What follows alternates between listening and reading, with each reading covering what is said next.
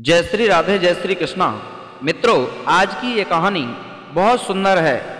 एक गाय माता ने बताए कि 4 काम हमें यानी व्यक्ति को छुप करके करने चाहिए। कौन से हैं वो 4 काम? जो लोग इन 4 कामों को छुप करके करते हैं वो हमेशा हमेशा के लिए धनी रहते हैं, अमीर बन जाते हैं, वो कभी गरीब नहीं बनते हैं। मित्रों आइए, क्योंकि गाय माता को आप जानते होंगे, हिंदू धर्म में गाय माता को एक माँ का दर्जा दिया जाता है। गौ माता एक माँ होती है।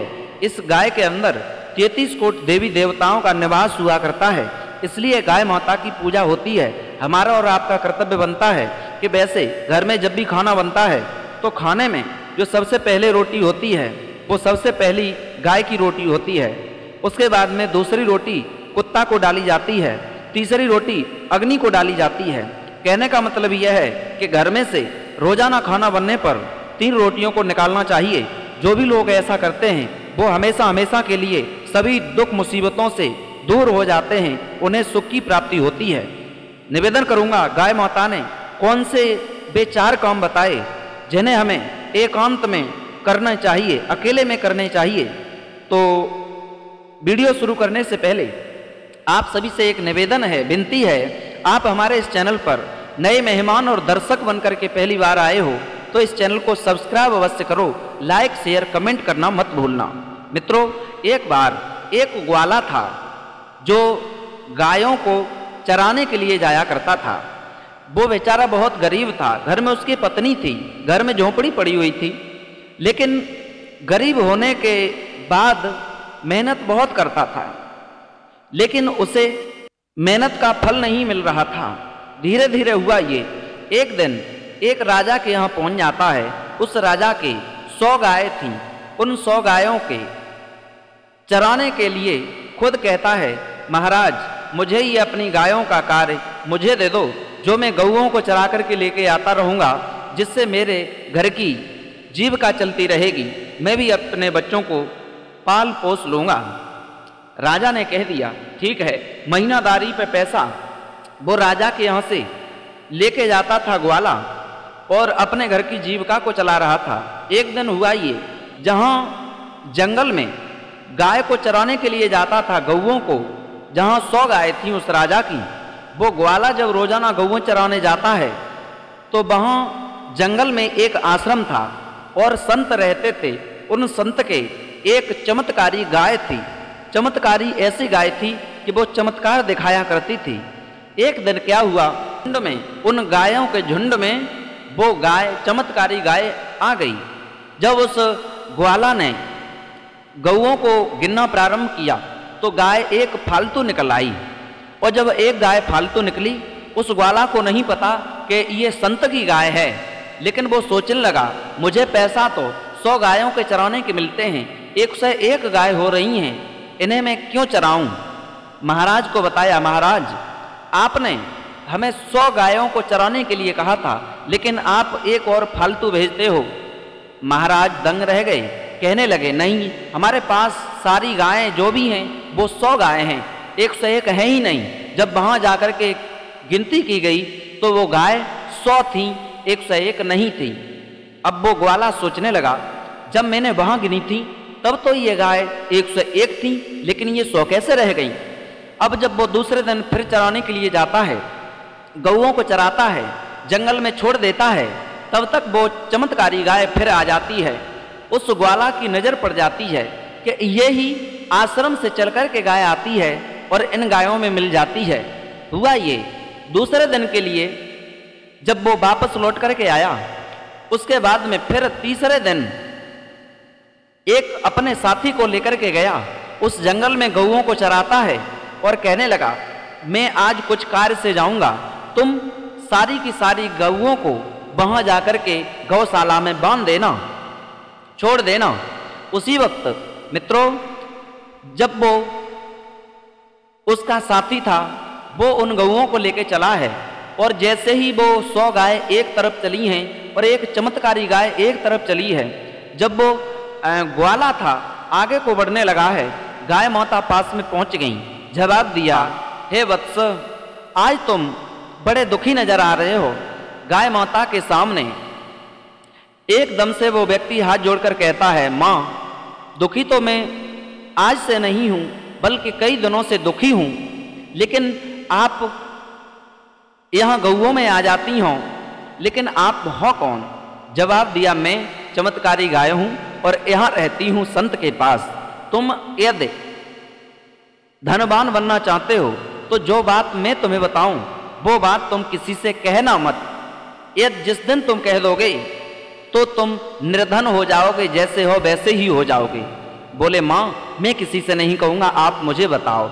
जवाब दिया, सुनो, मैं आपको ये बता रहे हैं कि हम जो गोबर करती हैं उस गोबर को तुम ले जाना, वो गोबर नहीं बल्कि तुम्हारे घर जाते ही जाते सोना बन जाएगा।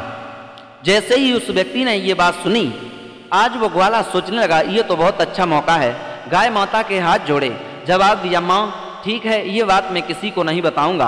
गाय ने गोबर किया, उसके बाद में वो ग्वाला उस गोबर को लेकर के चला, अपने घर पहुंचा और अपनी पत्नी को जाते जाते बता दिया, आज हमें रास्ते में वहाँ जंगल में गाय मिली और उस गाय ने गोबर दिया है, वो गोबर नहीं बल्कि सोना बन गया है, आप देखो। और जैसे ही उसे देखा, लेकिन बता पत्नी को दिया, गौ माता ने पहले ही कह दिया था तुम इस बात को किसी को बताओगे नहीं। आज पत्नी को बताने का कोई कष्ट नहीं, कोई दुख नहीं, बात आगे बढ़ने वाली है। जब वो धीरे धीरे जब उसके पास सोना हो गया, मतलब माल इतना हो गया, अब तो वो सेठ बन गया। सब आसपास के पड़ोसी वाले लोग उसके जलने लगे, सोचने लगे कहाँ ये भिखारी था, एक नौकर था, गऊओं को चरा करके अपना गुजारा कर रहा था, लेकिन ये धनवान कैसे हो गया। सब चर्चा करते हैं, हमें ऐसा मालूम पड़ रहा है इसके लिए किसी जगह माल खजाना धरा हुआ मिल गया है, इसलिए अब इस तरह से लोग सोच रहे हैं। लेकिन गाय के पास में वो रोजाना जाता है, गऊओं को चराना भी बंद कर दिया, लेकिन एक चमत्कारी गाय के पास जाता है, उससे जाकर जो गोबर निकलता है उसे लेके जाता है। वो गाय माता समझाती है, तुमने मेरी बात को किसी को बताया तो नहीं? मना कर देता है, मैंने किसी को नहीं बताया, कपट करे गया गौ माता से। जब घर पे पहुंचा, एक दिन पड़ोसी लोग कुछ दीवार के सहारे खड़े होकर के सुन रहे थे, आपस में बातचीत करता है, कहता है पत्नी से, हे देवी, आज गौ माता ने मुझसे फिर पूछा है कि तुमने किसी को बताया तो नहीं? जवाब दिया, मैंने मना कर दिया था। क्यों? इसलिए मना कर दिया क्योंकि गौ माता ने मुझसे मना किया था, तुम किसी को बताओगे नहीं, और वो बात मैं तुम्हें बता चुका हूं। पत्नी को बता दी थी सारी बात, और जवाब दिया था गौ माता ने कि जिस दिन मैं किसी को ये बात बता दूंगा, उस दिन जो गाय माता का गोबर है वो सोना बनना बंद हो जाएगा, वो गोबर गोबर ही रह जाएगा। मित्रों, ये पड़ोसी लोग ये बात सुन रहे थे। जैसे ही उनके कान में भनक पड़ी, ये चर्चा चारों तरफ आपस में हो गई। फिर दोबारा से गया है, दूसरे दिन गौ माता चमत्कारी गाय थी, लेकिन वो गाय माता ही वहां से गायब हो गई। धीरे धीरे आज जब वो गोबर को लेने जाता है, वहां कुछ मिलता ही नहीं है।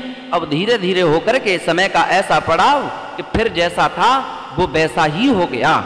मित्रों, इसलिए गाय माता ने बताया था कि हमें कभी भी 4 काम अकेले में करने चाहिए, कभी किसी को बताने नहीं चाहिए। नंबर 1, भजन। जब भी हम भजन करें, पूजा पाठ करें तो एकांत में करें। यदि हम किसी के सामने करते हैं तो जो भी हम पूजा पाठ करेंगे उसका जो फल है उसमें से कुछ हिस्सा जो देखने वाले और सुनने वाले लोग होंगे उनके भी हिस्सा बरबांट में पड़ जाएगा। इसलिए हमें भजन का पूरा फल लेना है तो एकांत में ही भजन करें। नंबर 2, भोजन। भोजन को हमें किसी के सामने नहीं छुपा करके करना चाहिए, क्योंकि हो सकता है हम कुछ ऐसा भोजन कर रहे हों जो खाने में थोड़ा अच्छा नहीं है, लेकिन हमारी स्थिति के अनुसार हम उस भोजन को ही कर रहे हैं, तो देखने वाले लोग जब देखेंगे ये तो रूखी सूखी रोटी खा रहा है, तो हमारी मजाक बनाएंगे, हमारी वहाँ इज्जत कम होगी।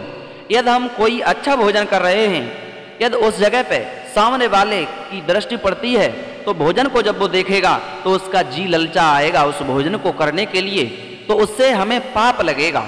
क्योंकि यहाँ तक बताते हैं कि सामने वाला यदि भोजन को देख लेता है तो उसका यदि मन चल गया कि ये खाना मुझे मिल जाता तो फिर वो भोजन झूठा माना जाता है। और तीसरा गौ माता ने बताया, स्त्री के साथ शयन करना हमें एकांत में करना चाहिए। और नंबर 4 कि हमें कभी भी अपनी आमदनी, अपना स्रोत यानी अपनी कमाई के बारे में नहीं बताना चाहिए। यदि हम अपनी कमाई के बारे में किसी को बताते हैं तो सामने वाला हो सकता है हमें अमीर समझ करके यदि पैसे को मांगेगा, तो आप यदि नहीं दोगे तो सामने वाले से कितना भी प्रेम हो वो भी खटास पैदा हो जाएगी। इसलिए हमें आमदनी नहीं बतानी चाहिए। यदि हो सकता है आमदनी हमारी कम है, यदि हम उसे अपने बारे में बता देते हैं तो सामने वाला देख करके अपनी नज़रों से गिरा देगा, ये क्या पैदा करता है, कुछ नहीं करता। इसलिए ये गाय माता ने 4 बातें बताई, ये हमें एकांत में ही करने में अच्छाई है, भलाई है। ये गौ माता की बातें माननी चाहिए। मित्रों, आपको यह वीडियो कैसी लगी, अच्छी लगी हो तो चैनल को सब्सक्राइब करें, लाइक शेयर कमेंट करना न भूलें। फिर मिलेंगे ऐसे ही नए इंटरेस्टिंग टॉपिक के साथ। तब तक के लिए सभी भक्तों को जय श्री राधे, जय श्री कृष्णा, जय हिंद।